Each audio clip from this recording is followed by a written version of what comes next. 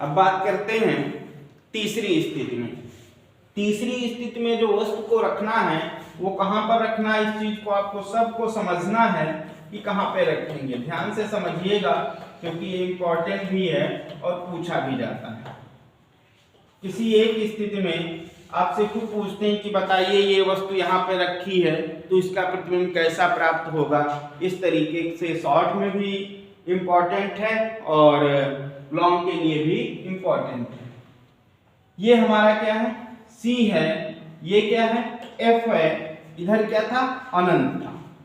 एक बार वस्तु को कहाँ पे रखे थे, अनंत पर रखा था, फिर अनंत और C के बीच में रखा था।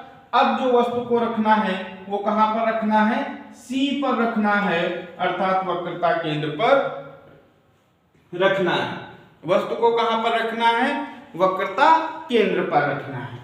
अब साहब वक्रता केंद्र पर रख लिया तो क्या हुआ, एक वस्तु कहां से चली, मुख्य अक्ष के समांतर चली वस्तु से, और समांतर चलने वाली प्रकाश की किरण परावर्तन के पश्चात मुख्य फोकस से होकर जाती है, आप सबको पता है। दूसरी वस्तु से प्रकाश की किरण जो चली वो कहां से होकर के जा रही है, मुख्य फोकस से होकर के जा रही है, और मुख्य फोकस से चलने वाली प्रकाश की किरण क्या होती है, परावर्तन के पश्चात इस तरीके से आगे जाती है। इसको एक बार मैं फिर से ड्रा कर रहा हूं, समझिएगा। देखिए इसमें वस्तु ए बी हमने रखा है, ये ए बी वस्तु कहां से चली, एक मुख्य अक्ष के समांतर चल रही है। मुख्य अक्ष के समांतर ये चल रही है जो प्रकाश की किरण, ये मुख्य अक्ष के समांतर चली, कहां से गई, फोकस से होकर के गई। दूसरी कहां से चली, मुख्य फोकस से होकर के जा रही जो मुख्य अक्ष के समांतर हो गई। दोनों प्रकाश की किरणें कहां काट रही हैं, वहीं पर काट रही हैं जहां पर हमने वस्तु को रखा था। वस्तु को हमने कहां पर रखा था, C पर रखा था, अर्थात वक्रता केंद्र पर रखा था। तो प्रतिबिंब भी कहां पर बन रहा है, वक्रता केंद्र पर बन रहा है। और जितनी बड़ी हमने वस्तु रखी है उतना ही बड़ा क्या बन रहा है, प्रतिबिंब बन रहा है। इसका मतलब क्या हो गया कि जब वस्तु हम कहाँ रखते हैं, वक्रता केंद्र पर रखते हैं, तो वस्तु का प्रतिबिंब कहाँ पर बनता है, वक्रता केंद्र पर ही बनता है। जो वस्तु के सापेक्ष कैसा होता है, उल्टा होता है, वास्तविक होता है तथा वस्तु के बराबर होता है। आप सब देख सकते हो ये हमने खींच दिया है, क्योंकि डायरेक्ट इसको खींच रहे हैं तो थोड़ा आप समझने के लिए प्रयास करिएगा। ये यहाँ पर काटेगा, मतलब जितनी बड़ी वस्तु बनेगा उतना बड़ा ही प्रतिबिंब बनेगा। ये आपके सामने इमेज बना हुआ है। तो एक चीज आपको क्लियर हो गई कि जब वस्तु कहाँ पर रखी होती है, वक्रता केंद्र पर रखी होती है।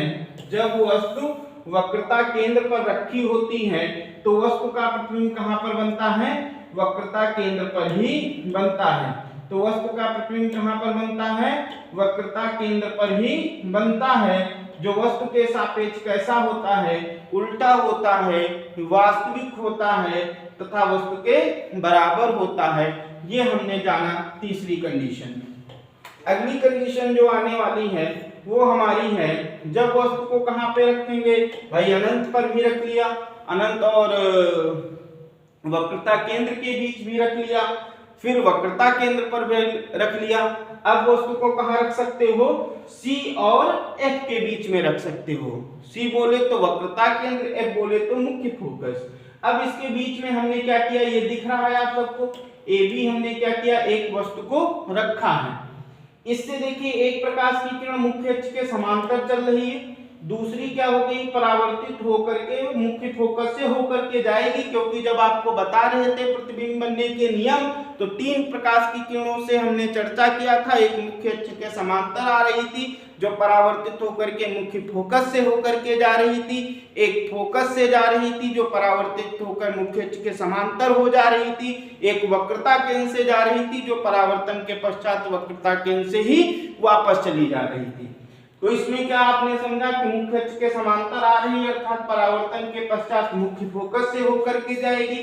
एक प्रकाश की किरण देखो कहां से जा रही है, वक्रता केंद्र से आ रही है। इसका मतलब परावर्तित होने के बाद क्या होगी, वक्रता केंद्र से ही वापस होगी। दोनों को डैश डैश करके मिलाएंगे तो जो प्रकाश की किरण मिलेगी वो कहां पर मिलेगी, यहां पर मिलेगी। इसका प्रतिबिंब बनेगा a डैश b डैश। इसका मतलब क्या है, इधर देखो क्या है, c है, इधर की स्थिति क्या होती है, अनंत होती है। इसका मतलब क्या है कि जब वस्तु C और F के बीच रखी होती है, अर्थात वक्रता केंद्र और फोकस के बीच रखी होती है, तो वस्तु का प्रतिबिंब कहां पर बनता है, अनंत और वक्रता केंद्र के बीच बनता है, जो वस्तु के सापेक्ष उल्टा होता है, वस्तु से बड़ा होता है, वस्तु से बड़ा होता है तथा कैसा होता है, वास्तविक होता है। ये चीज हम आप सबको बताए। इसके बाद अगली कंडीशन आपकी समझते हैं।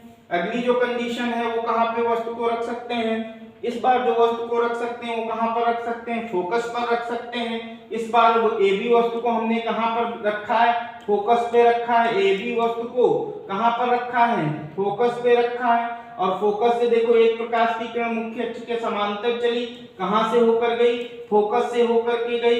एक प्रकाश की किरण क्या हुई, वस्तु से वक्रता केंद्र की ओर से आई है और परावर्तन के पश्चात वक्रता केंद्र से ही वापस चली गई। अब इन दोनों जो परावर्तित किरणें हैं इन पर अगर विचार करें तो एट इंफिनिटी, अर्थात ये दोनों प्रकाश की किरणें कैसी हो गई, आपसे पूछा जाए तो आप हो गई ये भैया जी समांतर हो गई। और दो प्रकाश की समांतर किरणें कहां पर प्रतिच्छेदित करती हैं, अनंत पर प्रतिच्छेदित करती हैं। इसका मतलब जब वस्तु को कहां रखते हो, ऑब्जेक्ट को फोकस पर रखते हो, तो इसका प्रतिबिंब कहां पर बनता है, अनंत पर बनता है। अब देखो वस्तु तो इधर की ओर रखे हो, प्रतिबिंब इस साइड में कहीं अनंत पर बनेगा, मतलब वस्तु के सापेक्ष कैसा बनता है, उल्टा बनता है। और वस्तु कहां पर, प्रतिबिंब कहां पर मिल रहा है, अनंत पर मिल रहा है। इसका मतलब जो प्रतिबिंब बनेगा वस्तु के सापेक्ष कैसे बनेगा, बड़ा बनेगा। तो क्लियर हो गया हमारा कि जब वस्तु कहां पे रखी होती है, फोकस पर रखी होती है, तो वस्तु का प्रतिबिंब कहां पर बनता है, अनंत पर बनता है।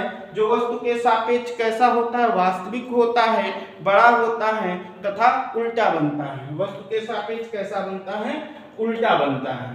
अब इसकी जो लास्ट कंडीशन है उसके बारे में हम चर्चा करते हैं। लास्ट कंडीशन क्या है इसके बारे में समझ लेते हैं। लास्ट कंडीशन में आप वस्तु को कहां पर रख सकते हो, P और F के बीच में रख सकते हो, P और F के बीच में ही रख सकते हो। P A है और F A है, इसके क्योंकि F पे तो रख लिया है, P और F के बीच में रखना है। और यहाँ पर दर्पण पे रख दोगे तो वस्तु का प्रतिबिंब बनेगा क्या, तब तो प्रतिबिंब ही नहीं मिलेगा। इसका मतलब वस्तु को अब कहां पर रखना है, P और F के बीच में रखना है। अब रख लेते हैं P और F के बीच में वस्तु। इस AB वस्तु को आप सब देख रहे हो कहां रखा है, P और F के बीच में रखा है। एक प्रकाश की किरण क्या हुई है, देखो वक्रता केंद्र से क्या हुई है, जा रही है ना, वक्रता केंद्र से ये जा रही है, परावर्तन के पश्चात वक्रता केंद्र से ही वापस आ गई है। इन्होंने देखो एक इस पर आपतित किया है, ऐसे परावर्तित हो गया, मतलब आपतन कोण I हो गया, परावर्तन कोण R हो गया। इसको डॉट डॉट करके मिलाएंगे तो यहाँ पर प्रतिबिंब बनता है। या हम इसको ऐसे भी कर सकते हैं, इसको यहाँ पर समांतर ला सकते हैं, समांतर से ये कहां से होकर के जाएगी, फोकस से होकर के जाएगी ऐसे, तो उसका प्रतिबिंब भी कहां पर बनेगा, दोनों को डैश डैश करके करेंगे तो A डैश B डैश ऐसे प्रतिबिंब बनेगा।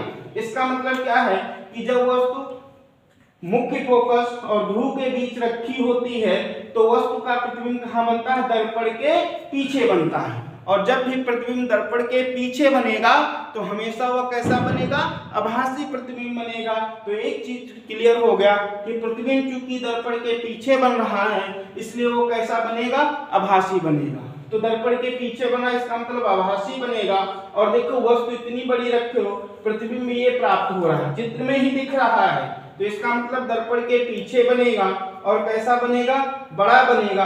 और देखे दर्पण वस्तु भी ए बी ऐसे रखो, प्रतिबिंब भी बन रहा है, मतलब वस्तु के सापेक्ष सीधा बनेगा, आभासी बनेगा। क्लियर हो गया आप सबको। मतलब जब वस्तु ध्रुव और फोकस के बीच रखी होती है तो वस्तु का प्रतिबिंब दर्पण के पीछे बनता है, जो वस्तु के सापेक्ष सीधा, वास्तविक तथा वस्तु से बड़ा और कैसा होता है, वास्तविक होता है। ये चीज हमने आपको बता ही दी। तो आप सब 6 कंडीशन में अवतल दर्पण द्वारा प्रतिबिंबों का बनना प्राप्त करना था, उसको हमने बताया। कि 6 स्थितियों में अवतल दर्पण द्वारा प्रतिबिंब को कैसे प्राप्त करेंगे, किरण आरेख खींच करके हमने आप सबको समझाया है।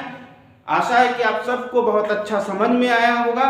अगले वीडियो में आपको बताएंगे कि F और R इससे संबंधित जो प्रूफ है FUV में संबंध, उसको प्रूफ कराएंगे। तब तक के लिए जय हिंद।